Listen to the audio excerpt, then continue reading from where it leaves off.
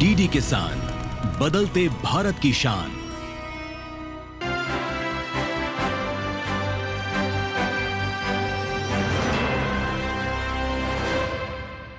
नमस्कार, आप देख रहे हैं डीडी किसान और मैं हूं आपके साथ राधिका चौधरी। देखिए, खास मुलाकात, एक ऐसी मुलाकात, एक ऐसे खास मेहमान जिनको आप चुनते हैं, जनता खुद चुनती है और जानती है अपने सवालों के जवाब। आज हमारे साथ एक ऐसा चेहरा रहने वाला है जिनको बिहार की जनता बेहद प्यार करती है। और देखिए, 2005 से लेकर 2025 बड़ा लंबा सफर हो जाता है, लगातार चुनाव जीतते आ रहे हैं। तो ऐसे में देखिए, लखीसराय से ऐसा क्या ये कर रहे हैं कि लगातार जनता को यही चेहरा जो है सबसे प्रिय और सबसे ज्यादा आगे आने के लिए तैयार रहता है।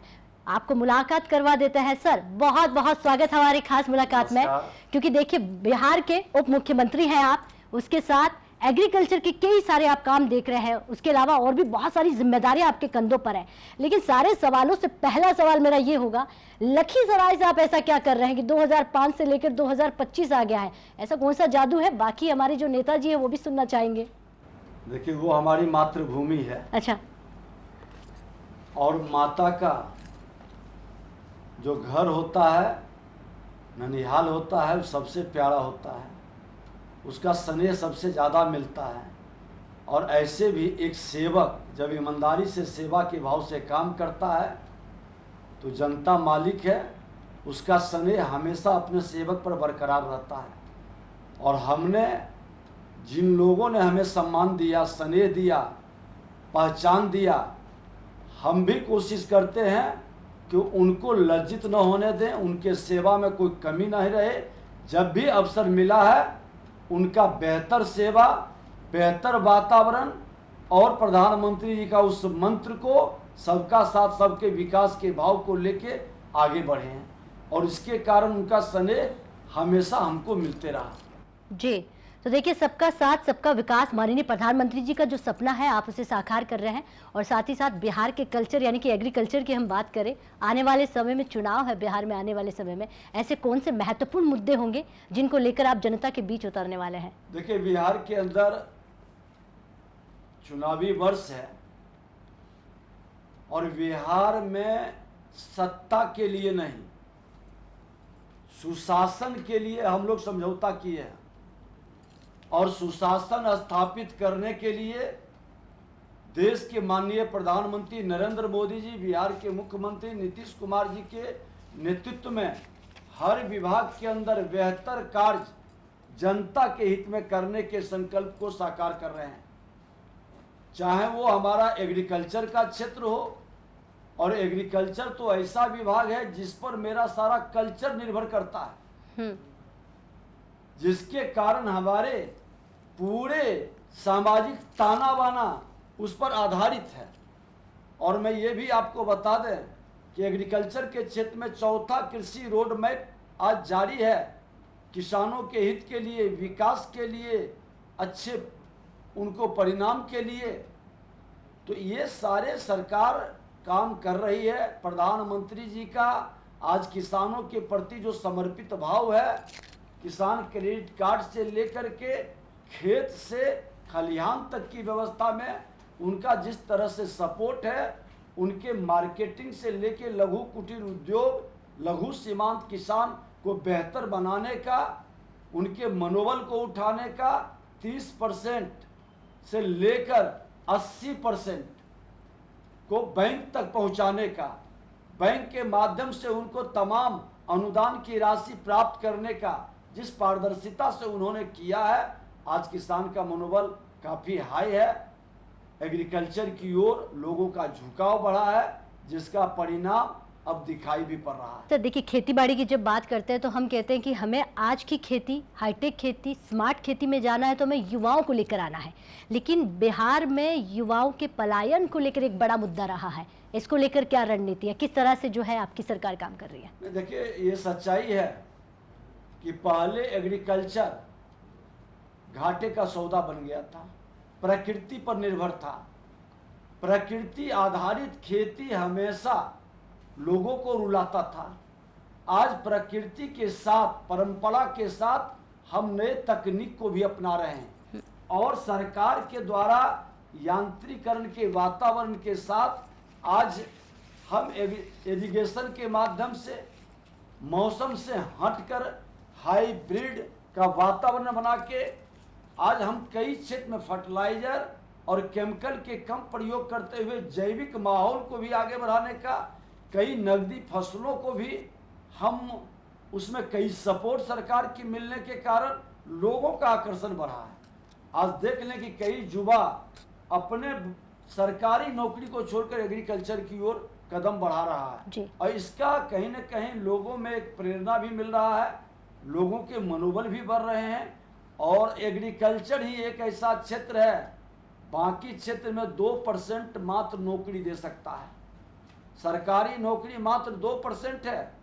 98% जहां 75 से 80% एग्रीकल्चर पर प्रत्यक्ष या अप्रत्यक्ष आधारित लोग काम कर रहे हैं, उसको 98% को रोजगार स्वरोजगार का वातावरण बना सकता है। इसलिए इसको आगे बढ़ाना सरकार का संकल्प है। प्रधानमंत्री जी, मुख्यमंत्री जी आज जिस तरह से फोकस कर रहे हैं, प्रधानमंत्री जी का देखें कि एग्रीकल्चर पर सबसे ज़्यादा फोकस है। आज एग्रीकल्चर पर आधारित उद्योग पर सबसे ज़्यादा फोकस है। फूड प्रोसेसिंग से लेकर के आज आप देखिए सूक्ष्म लघु उद्योग में प्राथमिकता किसकी मिल रही है। तो ये सारे वातावरण आज कहीं न कहीं हमारे देश के नौजवानों को आकर्षित कर रहा है।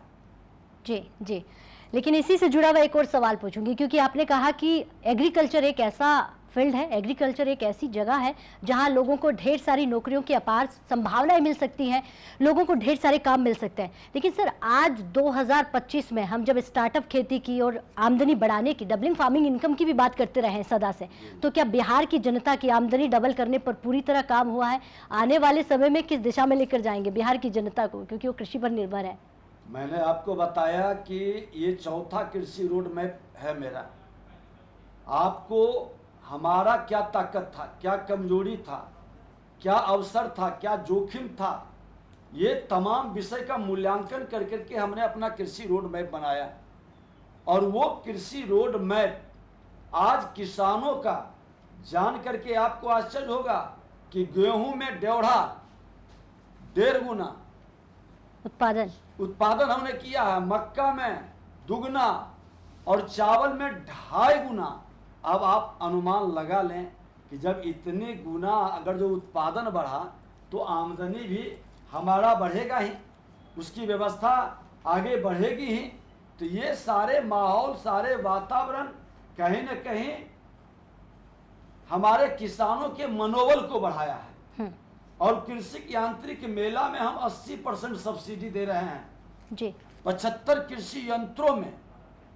तो उनके प्रोडक्शन में, उनके उत्पादन में कई सहूलियतें हो रही है। हम कृषि को शैक्षणिक वातावरण अनुसंधान के लिए भी आज कई कॉलेज खोले हैं, कई माहौल बन रहा है। तो ये सारे परिस्थिति बिहार को बहुत आगे बढ़ा रहा है जी। सर, किसानों की तकनीकी सहायता और आधुनिक उपकरणों तक पहुंचने के लिए, सुनिश्चित करने के लिए क्या कदम उठाए जा रहे हैं, क्या आप उन्हें चिन्हित करके बताएं? देखिए, हम किसानों को आज हमारे विंग आपके गांव तक पहुंचा है, कृषि सलाहकार से लेके कृषि समन्वयक तक, पंचायत स्तर पर उसका संवाद, उनके साथ जागरूकता और उनके फीडबैक को लेकर के हमारे विभाग के पदाधिकारी जो उसको प्रशिक्षित करने वाले लोग हैं, प्रेरणा देने वाले लोग हैं, जो हमारे बीज निगम के लोग हैं, रिसर्च कर करके कौन सा कहाँ सूटेबल है, कौन सा केमिकल, कौन सा फर्टिलाइजर उपयुक्त है, मिट्टी की जांच करा करके आज हम हर पंचायत तक पहुंच रहे हैं, हर माहौल को हम खड़ा कर रहे हैं। और फसलों को बेहतर कैसे उपज बढ़े, ये भी वातावरण हम बना रहे हैं। तो ये तमाम तकनीक से हम आगे बढ़ रहे हैं जी। चलिए, ढेर सारी आपसे बातें करेंगे। अब वक्त हो गया है एक छोटे से ब्रेक का। ब्रेक के बाद फिर हाजिर होता है खास मुलाकात में। आप कहीं मत जाइए।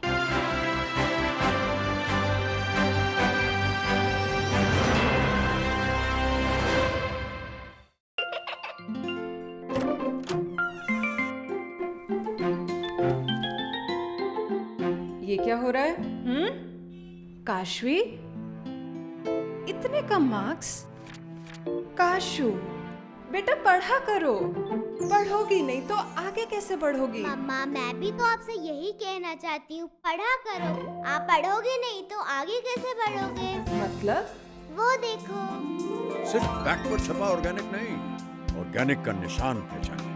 पीजीएस ऑर्गेनिक का ये लोगो उन किसानों की पहचान है जो आज भी परंपरागत विधि से रसायन मुक्त खेती कर आपके लिए शुद्ध फसल उपजा रहे हैं। अब समझे मम्मा, अगर मैं प्योर ऑर्गेनिक फूड नहीं खाऊंगी तो अच्छे मार्क्स कहाँ से लाऊंगी? अच्छा बच्चों, जैविक खेती की इस मुहिम को आगे बढ़ाइए, शुद्ध ऑर्गेनिक अपनाइए।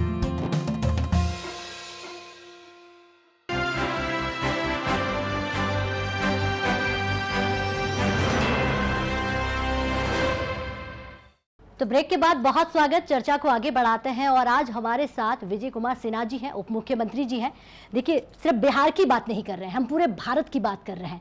और देखिए, आज भारत जो है खेती बाड़ी में, हमारा जो भारत का किसान जो है सबसे आगे और पहली पंक्ति में लाने का जो सपना माननीय प्रधानमंत्री जी का है, उस पर हम काम कर रहे हैं।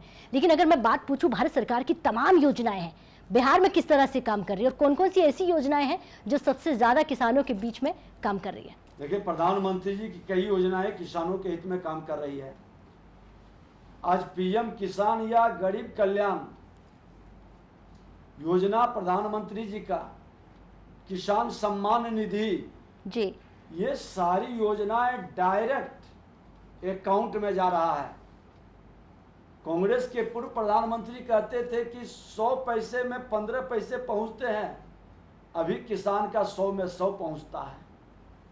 जिन योजनाओं के अंदर अनुदान जाता है, उस लाभार्थियों के साथ संवाद भी होता है, संपर्क भी होता है, प्रशिक्षण भी होता है। और आज डिजिटल माध्यम से हम उन किसानों और किसान के युवाओं को भी प्रेरित करते हैं। आज उनकी हमारी महिला जो आजीविका दीदी के रूप में काम कर रही है, वो भी प्रत्यक्ष या अप्रत्यक्ष हमारे एग्रीकल्चर के साथ जुड़ते हैं और कल्चर में भी भाग लेते हैं जी। तो चौमुखी विकास हो रहा है जी। एक तरफा सिर्फ किसान से जुड़ा हुआ माहौल में कई तरह का, और उनका आप बागवानी के माध्यम से देखिए, मछली पालन, पशुपालन, शहद पालन, आज कई ऐसे क्षेत्र हैं जो उसका एक सपोर्टिंग भी बन रहा है। और उस सपोर्टिंग, अब तो देखिए कि प्रधानमंत्री ने बिहार के लिए एक बड़ा उपहार मखाना बोर्ड का निर्माण, और उस मखाना बोर्ड में जहां 85% दुनिया के मखाना का उत्पादन अकेले बिहार में होता है। पिछले बजट में जो मखाना बोर्ड का निर्णय लिया गया, पूरा बिहार ने हृदय से स्वागत किया है। करीब 50,000 मखाना उत्पादक किसान परिवारों को सीधा लाभ इससे मिलेगा। तो इस तरह से बिहार के अंदर कितनी बारीकी के साथ प्रधानमंत्री जी वहां के किसानों, उन्होंने कहा था विकसित भारत तभी बनेगा जब बिहार विकसित होगा, और बिहार विकसित करने के लिए हम कृषि पर आधारित लोगों को आगे बढ़ाएंगे और कृषि पर आधारित युवाओं को आगे बढ़ाएंगे। कृषि पर आधारित हम महिलाओं को, उनके किसान परिवार से जुड़े लोग को, पहले किसान हमारे यहाँ लघु सीमांत किसान ज्यादा है जी, 93% लघु सीमांत किसान है, और ये छोटे छोटे 1 हेक्टेयर से भी कम जमीन वाले लोग हैं।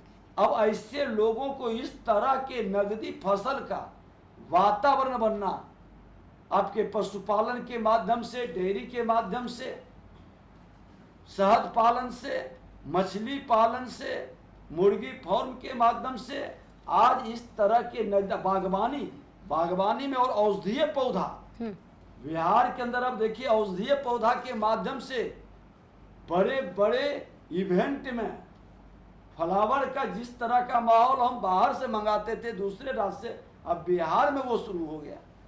अब तो हम कुछ खास क्षेत्र में इतना उत्पादन करने लगे हैं कि हम निर्यात कर रहे हैं। पहले 0.5% हमारा निर्यात था, हमारा लक्ष्य है कि 5% मेरी हिस्सेदारी हो जी। तो बिहार के लोगों को इतना मनोबल बढ़ा है कि हम देश के आर्थिक वातावरण में अपनी भागीदारी करें। ऐसे भी बिहार के लोग कर्मशील लोग होते हैं, अपने कर्म से अपनी पहचान बनाते हैं, अपनी मेहनत से अपने उत्पादकता और प्रोडक्ट में वह एक ताकत, सुगंध और मिठास भरते हैं जिससे देश के लोग उसको प्राथमिकता में लेते हैं।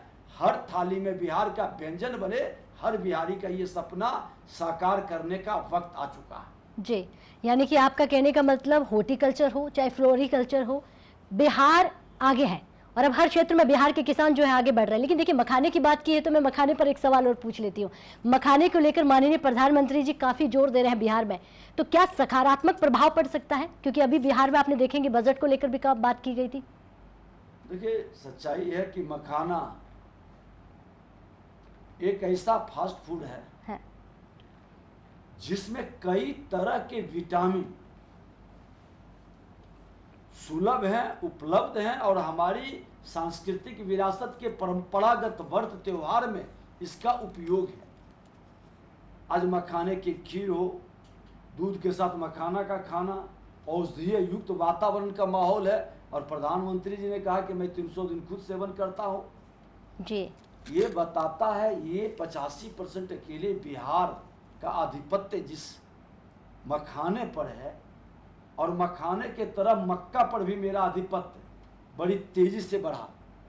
धान पर भी, कई आपके बागवानी के अंदर लीची पर, आम पर, कई तरह के फलों पर, तो ये सारे वातावरण में और हमारे किसान को प्रकृति ने बड़ा उपहार दिया है जी। सबसे फर्टिलाइजर भूमि और प्रकृति का सबसे बड़ा उपहार वाटर का उपलब्धता अगर जो कहीं है तो वो बिहार में सबसे ज्यादा है जी। और इसको हम नए तकनीक के साथ एक बेहतर मैनेजमेंट करके इकोसिस्टम विकसित कर करके हम लाभ उठाएंगे तो हमारा कृषि के क्षेत्र में बहुत विकास होगा। प्रधानमंत्री जी का इस पर विशेष फोकस है, नजर है। आज प्रधानमंत्री जी का कृषि बजट को 4 गुना बढ़ाए, तो इसका एक महत्व रखता है कि कृषि का बजट 4 गुना बढ़ रहा है तो निश्चित तौर पर रोजगार का अवसर का सृजन भी होगा, स्वरोजगार की ओर लोग कदम बढ़ाएंगे, आने वाले युवाओं के लिए एक बेहतर भविष्य का उपहार भी होगा। जी, तो ये किसानों को उपहार आप दे रहे हैं, आपकी सरकार दे रही है, लेकिन मखाने खेती में अगर हम देखें सर, पंपिंग का काम बहुत कठिन होता है। क्या इसे आसान बनाने के लिए भी आपकी राज्य सरकार कुछ कर रही है? अब तो देखिए कि पहले तालाब में होता था जो प्राकृतिक रूप से तालाब के क्षेत्र में मखाने की खेती होती थी। अब तो खेतों के अंदर मात्र 1 फीट हम लोग काट करके कम वाटर रिसोर्स पर भी हम उसको उपजा सकते हैं और ज्यादा अच्छा उपज प्राप्त कर सकते हैं। ये भी एक नया माहौल शुरू हुआ है जी। अभी प्रकृति के उपहार में मखाने को हम प्राप्त करते थे, अब अपने श्रम से, नए तकनीक से, प्रधानमंत्री जी के नई सोच से आज मखाना का प्रोडक्शन हम डबल करने जा रहे हैं। जी, मखाने पर बात हो गई है, खेती को लेकर हमने चर्चा कर रही है, लेकिन देखिए माइनिंग की भी बात कर लेते हैं। पिछली बार हमने सुना कि माननीय प्रधानमंत्री जी बहुत तारीफ कर रहे थे, आपकी चर्चा कर रहे थे, इस पर भी रोशनी डालिए कि ऐसा हम वहाँ पर क्या काम कर रहे हैं जिसकी तारीफ माननीय प्रधानमंत्री जी कर रहे हैं। देखिए, एग्रीकल्चर भी प्रकृति से जुड़ा है जी, और प्रकृति का उपहार ही माइंस है जी। और माइंस बिहार के लिए अभिशाप बन गया था। कई वर्षों से माइंस हत्या, अपहरण, लूट, बलात्कार का भंडार बन गया था, बिहार के नकारात्मक छवि को दिखाता था। लेकिन सेवा का अवसर हमको मिला, प्रधानमंत्री जी के मार्गदर्शन और उनके उत्साह बढ़ाने के कारण आज माइंस में पहली बार सबसे लक्ष्य जितना निर्धारित किया उससे ज्यादा हमने लक्ष्य की प्राप्ति किया जी। 114% हमने राजस्व प्राप्त किया और न गोली चली न नरसंहार हुआ। बिहार में माइंस में बिना गोली और नरसंहार के राजस्व नहीं मिलते थे। ओवरलोडिंग लगभग बिहार में खत्म हो गया, तो अब बिहार माइंस के क्षेत्र में आगे बढ़ेगा, विकसित बिहार खनन के क्षेत्र में बनेगा। तो आपने उपलब्धियां हमें गिनाई और हमें सिर्फ उत्तर प्रदेश पर ही लगा, लेकिन आज बिहार की आप बात कर रहे हैं, चाहे वो माफिया हो, गुंडागर्दी हो, तमाम आपने खत्म करने पर बात की है। लेकिन देखिए, खेती में एक सवाल बहुत महत्वपूर्ण हो जाता है, प्राकृतिक खेती आज के समय की मांग है। हमने कोरोना जैसी बीमारी को देखा, तो क्या बिहार में प्राकृतिक खेती की तरफ किसान जो है जा रहा है? देखिए, जैविक खेती जी, आज जरूरत है। आज भिन्न भिन्न प्रकार के केमिकल और उर्वरक का उपयोग करने से उसका साइड इफेक्ट हमारे शरीर पर पड़ रहा है, हमारे उर्वरक क्षमता को घटा रहा है। तो हम जैविक खेती, प्राकृतिक खेती को प्रधानमंत्री जी का जो मिशन है उसको बढ़ाने के लिए आज केचुआ खाद या कई तरह के इसके फॉर्म जो प्रकृति के आधारित व्यवस्था था उस पर हम आगे बढ़ा रहे हैं। अब देखिए कि हम प्राकृतिक सोर्स जो हमारे वाटर हैं, अभी क्या कर रहे हैं कि जो वाटर का हम उपयोग कर रहे थे उसका केमिकल के प्रभाव से वो उतना प्रदूषित और दूषित हो जा रहा है नाले के पानी से। उसका प्रभाव कहीं ना कहीं हमारे जो अनाज उत्पादन होते हैं वो भी, उसकी भी अब जांच शुरू हो गई है। उसकी जो हमारे पौष्टिक क्षमता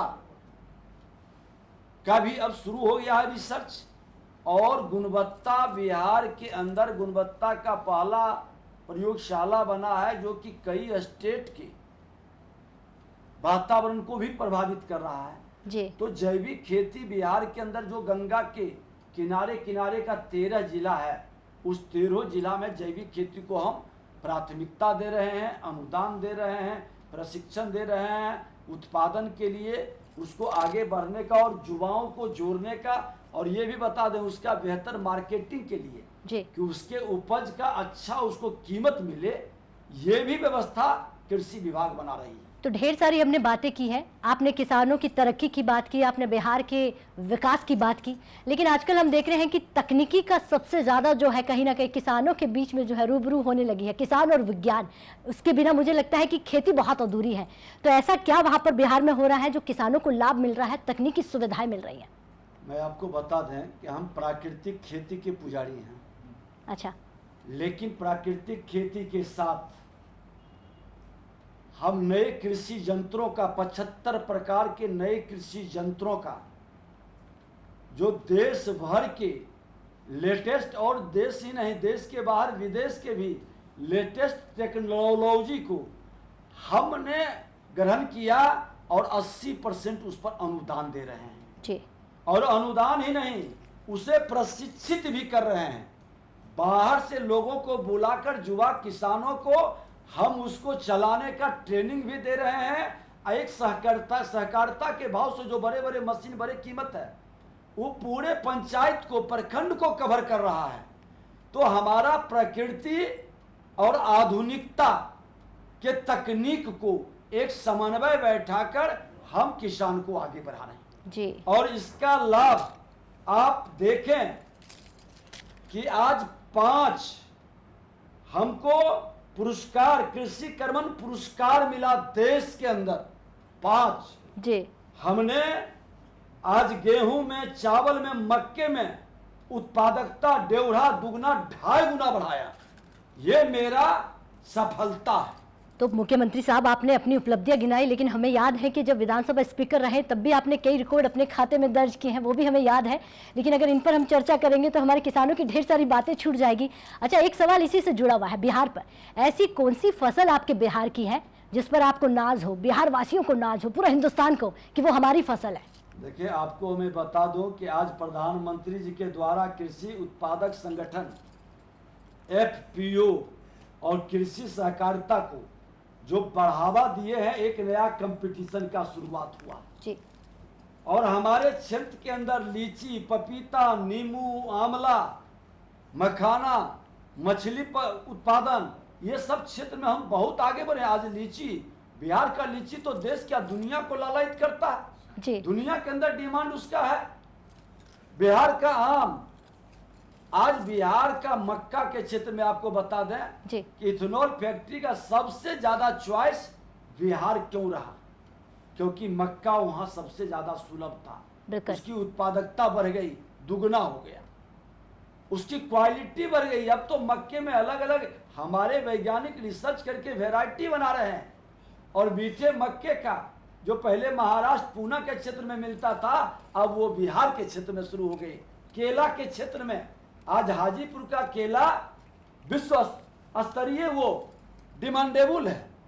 तो अलग अलग, और हमने एक काम किया है बिहार के अंदर जी, लोगों को कहा है, पूरे बिहार के अंदर हम दौरा करने भी जा रहे हैं कि हर क्षेत्र का, हर जिले का, हम कहते हैं ना कि कोस कोस पर वाणी बदले, 4 कोस पर पानी। तो जी, ये भाषाएं जो बदलती है, पानी और वाणी की, हर क्षेत्र की क्या विशेषता है, जी, क्या विशिष्टता है, खान पान का, रहन सहन का, लोकगीत का, लोक भाषा का, वहाँ के लोगों का, हमने कहा कि उसको एक नए ढंग से सजाओ।